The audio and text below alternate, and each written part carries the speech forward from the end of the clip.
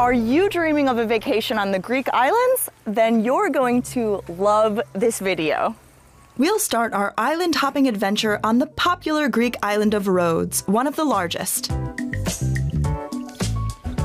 Then we'll explore Symi, considered one of the prettiest Greek islands. And finally, Kalymnos, less known by tourists and ideal for outdoor sports enthusiasts. We'll see picturesque port towns, magical beaches.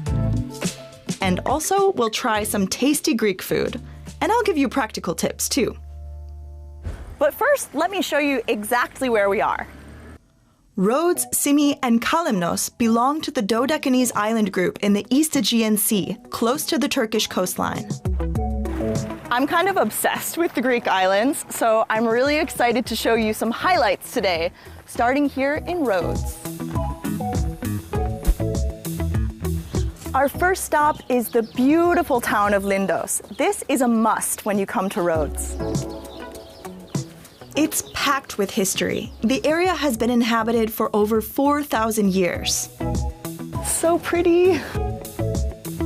I suggest doing the steep uphill walk to the ancient Acropolis of Lindos, a 4th century BC temple devoted to the goddess Athena Lindia.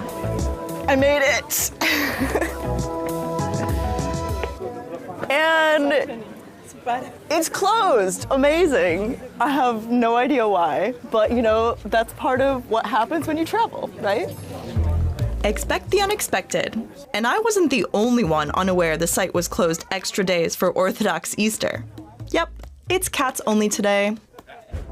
But here's a sneak peek of what you'll see when you visit. And a couple of practical tips. Rhodes is one of the largest Greek islands, and you'll find many direct flights here from all over Europe. There's accommodation for all types of travelers, from large hotels to cute boutique B&Bs.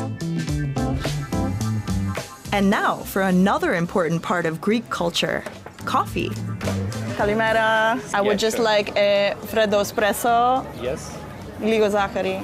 A little bit of sugar, of course. Okay, I use Greek, but I wanted to say that here you can speak English.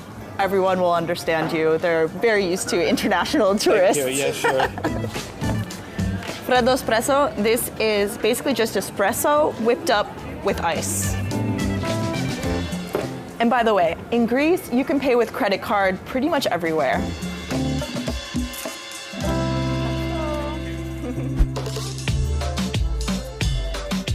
If you want to explore the island, the best way is to rent a car.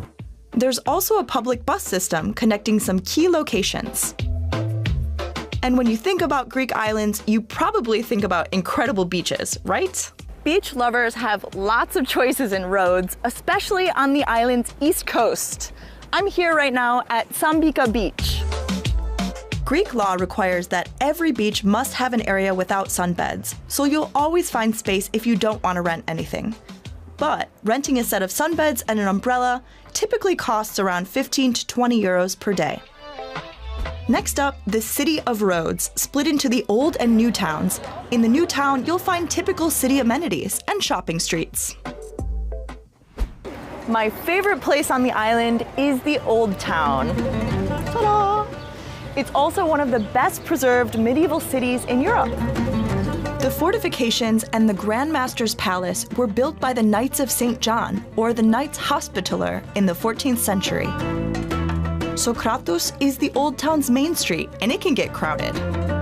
And one of my top tips for any popular tourist destination, like Rhodes, is to get off the busy streets and explore the little side streets. Just make sure you do it quietly, because people live here.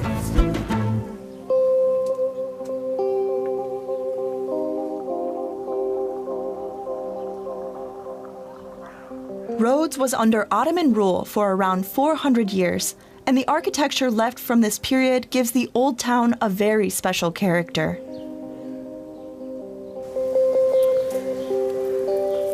So nice. The colorful Mosque of Suleiman dates from the 16th century. Rhodes really has it all, from layers of history to incredible beaches. So magical.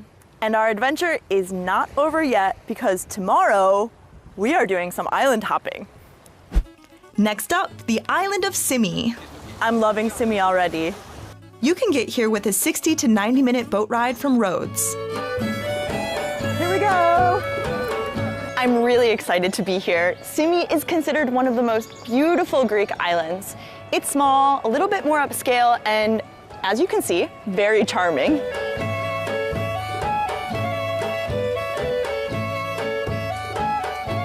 We're here in the port town of Yalos, which is famous for these very, very beautiful, colorful neoclassical buildings. These were the result of a wealthy period of shipbuilding and sponge diving. But something unusual is happening here today. So as I'm walking around, I keep seeing people like Mary who are wearing these beautiful traditional Symiot outfits. So I asked what was going on, and she explained to me that today's a very special day and there will soon be a parade. So we get a chance to see her and Orestes wearing the traditional outfits of Symi. Paradosia kaola. It was the anniversary of May 8th, 1945, when defeated German troops surrendered the Dodecanese Islands.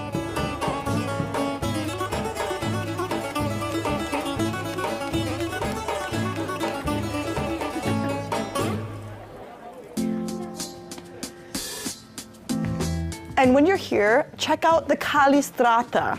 This is a road with about 500 steps that used to connect the villages of Yalos with Chorio.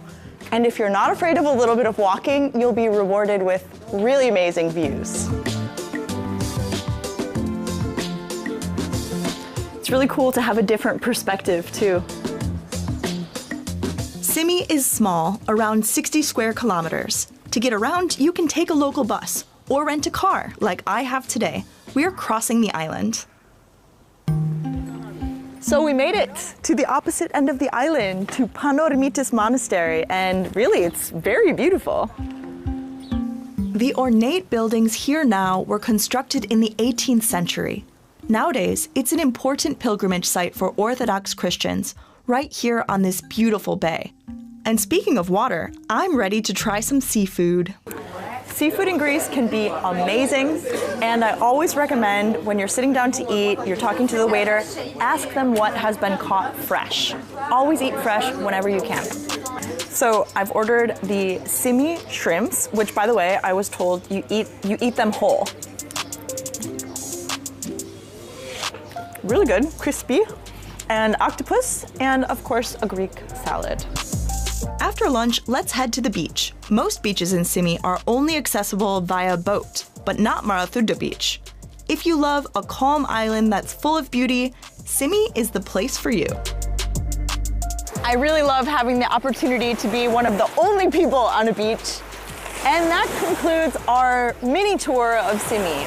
I hope you got a taste of what this island has to offer, and soon we have our next stop. The island of Kalymnos. This rugged island probably isn't on your radar, but it should be. It's a great place if you enjoy being in nature, and it's one of the world's top climbing destinations. The west side of the island is where most tourists stay. And to see what it's all about, I hop on an e-bike with Michalis, who runs an adventure tourism company. The island's climbing routes are known for being easily accessible, so we get up close to take a better look. It's the second most popular climbing destination, rock climbing destination in the world, after Yosemite National Park in the United States. Wow, incredible. So climbers know Kalymnos. Yes, there are two kinds of climbers. The ones that have already been and the ones that they wish to come. It only became a climbing destination a couple decades ago. One of the main landmarks is the Grande Grotta Cave. What outdoor activities can you do in Kalymnos? Well, this is endless, but let's start from what was here before climbing, which is diving. The history of this place is about sponge diving, so it's a wonderful place for somebody to dive recreationally. The landscape is about hiking. There is many caves.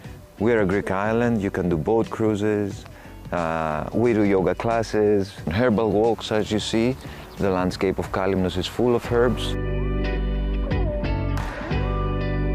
The This is sage. It smells so amazing. Oregano. Wow, there's so much to do.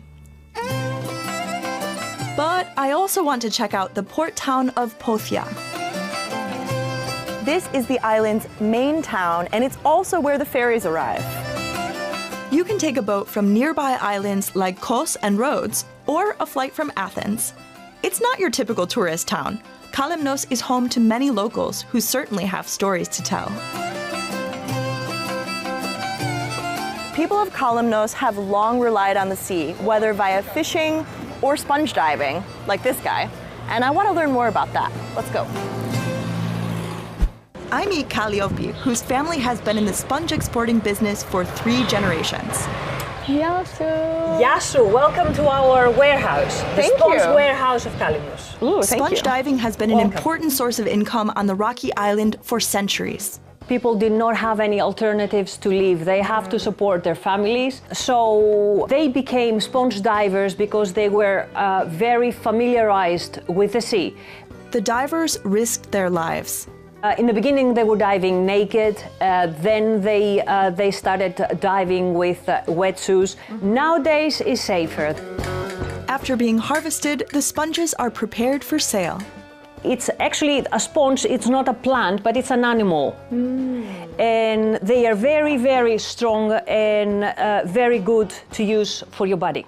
And there's one last place I'd like to see today. Quick stop here in Vathi, this very cute little port town, and these rock formations have caused this area to be referred to as a fjord.